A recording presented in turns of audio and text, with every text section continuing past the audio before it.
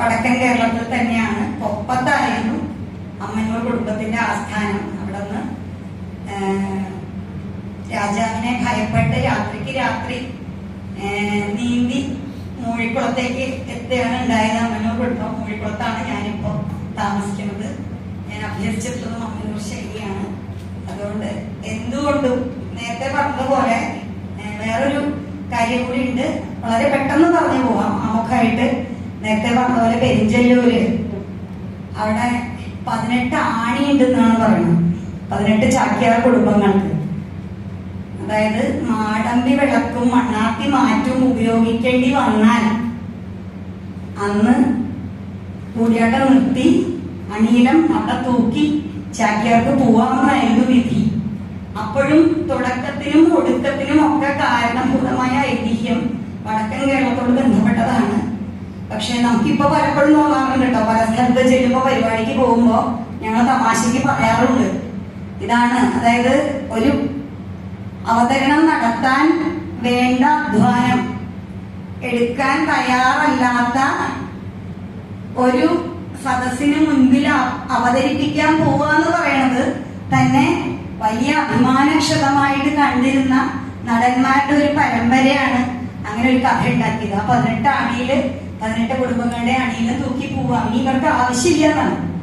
അതായത് ഇപ്പൊ നമ്മൾ വിചാരിക്കുന്നത്, പലപ്പോഴും നമ്മൾ പല സ്ഥലത്തും ചെല്ലുമ്പോ ആളുകള് ഞങ്ങളുണ്ട് കലാകാരന്മാര് അതിന്റെ ഓർഗനൈസ് ചെയ്യുന്നവരുടെ അല്ലെങ്കിൽ അതിനെ പേട്രണേജ് ഏറ്റെടുക്കുന്നവരുടെ ദയ കൊണ്ട് ജീവിക്കേണ്ടവരാണ് എന്നതാണ് നമ്മുടെ ഇപ്പോൾ ഉള്ളൊരു സാമാന്യ ബോധം. കേരളത്തിൽ ജീവിക്കുന്ന ഒരു സാധാരണ ആളങ്ങനെയാണ് വിചാരിക്കുന്നത്. നമ്മുടെ ദയാദാക്ഷിണ്യം കൊണ്ട് ജീവിക്കുന്ന കുറച്ച് ആളുകളാണ്. ഇനിയിപ്പോ കലാകാരന്മാരെന്ന് പറയുന്നത് കഥകളിന്നോ കൂടിയാട്ടമൊന്നും വെക്കേണ്ട, സിനിമയായാലും ചിത്രകലയായാലും ഒന്നും ഒരു വ്യത്യാസമില്ല. അതൊന്നും ഒരു നമ്മുടെ മുഖ്യധാര പ്രവർത്തനമായിട്ടോ നമുക്ക് ആഹാരവും പാർപ്പിടവും വസ്ത്രവും പോലെ അത്യാവശ്യമുള്ള ഒരു സംഗതി ആയിട്ടോ നമ്മൾ കണക്കാക്കാറില്ല.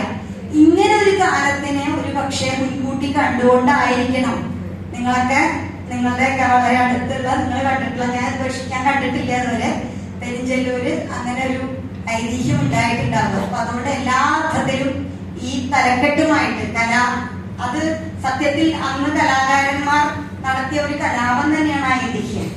കലയെ ബഹുമാനിക്കാൻ തയ്യാറല്ലാത്ത ഒരു കൂട്ടത്തിന് മുന്നിൽ കല അവതരിപ്പിക്കാൻ പോവാതിരിക്കുക, അത് വേണ്ടാന്ന് വെക്കുക എന്ന് പറയുന്നത് ഒരു തരം കലാപഭാഷ്യം തന്നെയാണ്.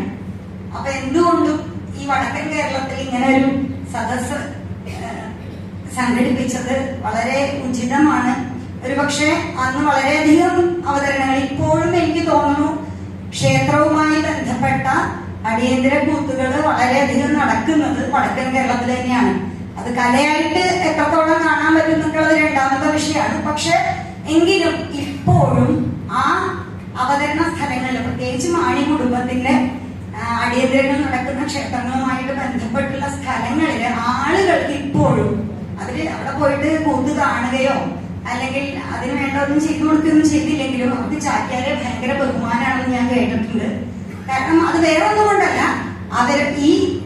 ഈ സമൂഹത്തിൽ അവരുടെ ജീനിൽ ബാക്കി നിൽക്കുന്ന ഒന്നാണ്. ആ പ്രദേശത്തെ ആളുകൾക്ക് കലാരംഗത്ത് പ്രവർത്തിക്കുന്ന അല്ലെങ്കിൽ അമ്പലത്തിൽ കൂത്ത് നടത്തുന്ന ചാക്യാരെ വളരെ ബഹുമാനാണ്. അവർ കൂട്ടാരെ കണ്ടാലും ഇല്ലെങ്കിലും ബഹുമാനിക്കേണ്ട ഒരാളാണെന്ന ബോധ്യം അവർക്ക് തലമുറകളായിട്ട് അവരുടെ പ്രദേശത്ത് ഉണ്ട് എന്നർത്ഥം. അപ്പൊ എല്ലാം കൊണ്ടും ഇപ്പൊ കൂടിയാട്ടം നടക്കുന്നത് വളരെ കുറവാണെങ്കിലും ഒരു പക്ഷേ ഇത് മുൻപോട്ട് കൂടിയാട്ടങ്ങൾ നടക്കാനുള്ള ഒരു തുടക്കമാകട്ടെ എന്ന് ഞാൻ ആശംസിക്കുകയും കൂടി ചെയ്യാണ്.